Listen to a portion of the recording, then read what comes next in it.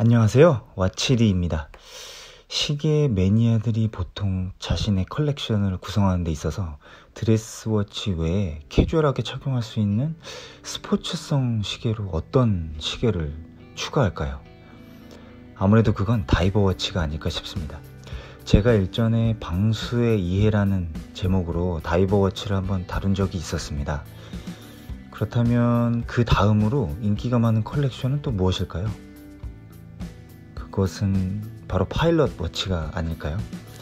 물론 제 주관적인 견해일 수 있지만 제 경험으로 비추어 봤을 때 파일럿 워치를 제가 드리면서 말 그대로 육해공 삼각 컬렉션을 완성했던 것 같습니다.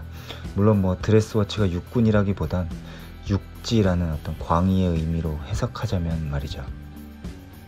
네, 맞습니다. 바로 기능성 기계식 시계 시장을 양분하고 있는 두 거물급 컨셉이 바로 다이버와 파일럿입니다.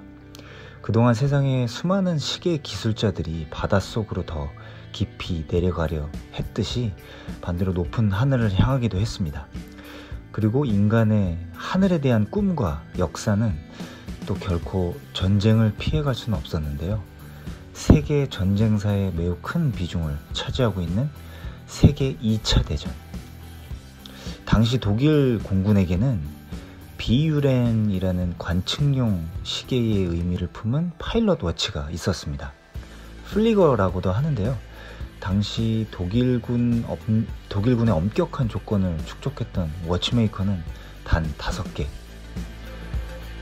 랑에 und 제네, 벤페, IWC, 스토바, 라코. 랑에는 현재 파일럿 워치를 생산하지 않기 때문에 결국 현존하는 비율에는 벤페를 포함한 4개 정도로 압축이 됩니다. 재밌는 것은 IWC가 당시 독일군과 연합군에 파일럿 워치를 동시에 납품한 유일한 회사였습니다. 아무래도 스위스라는 중립국의 위치에 있었기 때문에 가능한 일이지 않았을까 싶은데요. 더 흥미로운 점은 많은 이들의 사랑을 받고 있는 이 IWC 마크 시리즈에 이 두 부분이 모두 녹아 들어가 있다는 점입니다. 매니아들이 열광하는 마크 11, 그리고 12, 15, 이 정도는 이제 연합군 쪽인 영국 공군에게 납품한 디자인이고요. 그리고 마크 16 이후 17, 18은 독일 공군에 납품한 디자인에 가깝습니다. 최근 스피파이어 모델에서는 이 둘을 아예 한데 섞어버리기도 했다고 하네요. 10운 초침의 디자인, 그리고 아라비아 인덱스 스타일, 그리고 12시 방향의 그 삼각점 디자인에서 미세한 차이를 보입니다. 이로 인해서 일부 매니아들로부터 질타를 받기도 했습니다. 역사는 개나 줘버리고 디자인적으로 더 끌리는 독일 공군으로 갈아타 버렸다는 건데요. 많이 팔면 장땡이냐 라고 이제 신나게 두들겨 맞기도 했는데, 웃긴 건 마크 16 이후로 정말로 판매량이 급증했어요. 하기야 마크라는 단어 자체가 영국군의 제식 번호인데 독일 공군의 디자인을 가져온 것 자체가 애초에 아이러니이긴 했습니다. 자, 다시 비유렌 이야기로 넘어와서 조금 더 해보면요. 이 비유렌의 디자인은 또다시 A타입과 B타입으로 구분되기도 했습니다. 역사적으로 A타입이 1차 세계대전, B타입이 2차 세계대전에 등장했다는 썰이 있는데요. A타입이 전투기용, 그리고 또 B타입이 폭격기용이라는 얘기가 조금 더 설득력이 있는 것 같다는 생각이 듭니다. A타입이 높은 고도나 그리고 또 급강하 시의 시인성을 위한 디자인이라고 한다면, B타입은 시침과 분침을 명확하게 구분해서 야간에도 정확성을 기하기 위함이 아닐까 싶은데요. 물론 A타입이 먼저 나오긴 했습니다. 저는 그간 경험한 비율에는 이랬습니다. 라코, 그리고 이제 IWC 마크 매니아들의 최애 모델 중에 하나인 12와 15, 그리고 마크 16 Father and Son인데요. 이게 파더 앤 선 같은 경우는 이제 스페셜 에디션이었고요. 그 중에서도 선 모델이었습니다. 아마 파더 모델은 빅 파일럿이었던 걸로 기억하고 있습니다.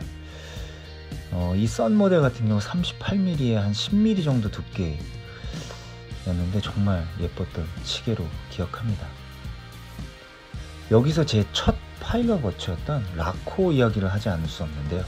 당시 기왕이면 위에 언급했던 독일 공군에게 납품했던 워치메이커 중에 하나를 좀 꼭 구입해야겠다라는 마음을 먹었었던 것 같아요.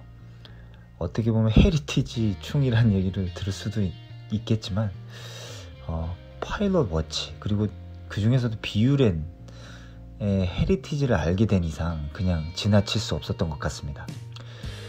그리고 당시에는 이제 IWC가 너무 비쌌고 벤페 같은 경우는 구하기가 쉽지 않았고, 또 스토바 같은 경우는 이제 또 이게 얘네들이 돈 맛을 알았는지 이것저것 뭐 추가 비용 드는 게 많았었고요. 웨이팅까지도 있었던 것 같아요. 특히 이제 스토바하고 라코 같은 경우는 사실 가격대는 비슷한데 뭔가 라코의 특유의 그 샌드블러스트 처리된 케이스가 비유렌의 오리지널리티를 더 강하게 느끼게 해준다고 생각하기도 했던 것 같습니다. 비유렌 A타입의 디자인에 그리고 브랜드 로고마저도 이 비유렌을 복각했다라는 명분으로 과감히 지워버린 이 과감함, 1925년부터 이어진 브랜드의 전통과 이 세계 2차 대전의 비유렌으로서의 역사성, 이 손목에 살아 숨쉬는 듯한 어떤 그런 뿌듯함을 경험하게 해준 시계로 제 기억에 남아 있습니다. 파일럿 워치 혹은 비유렌에 관심이 있으신 분들에게 강력하게 추천드립니다. 사람들은 물건이 가진 어떤 이야기를 좋아하는 것 같습니다. 어떤 물건이나 사물에 스토리를 부여해서 이야기가 가능하게 되었을 때 그것은 제품 자체 혹은 그 기능성을 넘어서서 알 수 없는 어떤 감성적인 부분에까지 터치를 하는 것 같아요. 마치 그 제품 안에 그 역사가 사람 숨쉬는 듯한 착각, 그들의 어떤 노력과 열정이 시계라는 물건에 투영이 돼서 이 째깍째깍 나와 함께 살아 숨쉬는 느낌이라고나 할까요? 바로 이것이 파일럿 워치가 가진 힘인 것 같습니다. 그만큼 매니아들이 열광하는 이유이기도 하죠. 생각해보면 이런 헤리티지만큼은 파일럿 워치가 다이버 워치의 싸대기를 몇 번은 후려칠만 한 것 같습니다.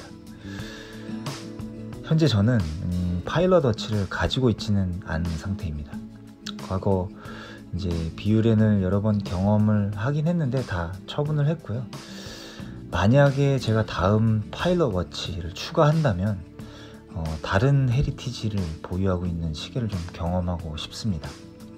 마치 제니스나 글라이신처럼요. 하고 싶은 이야기를 다 하지는 못했는데요. 벌써 시간이 이렇게 되었네요. 다음 시간에 조금 이어서 가볼까 합니다. 이미 결론은 어느 정도 말씀드린 셈이지만 매니아들은 왜 파일럿 워치에 열광하는가 제2편, 또 다른 헤리티지의 파일럿 워치들에서 다시 찾아뵙겠습니다. 시청해주셔서 감사합니다.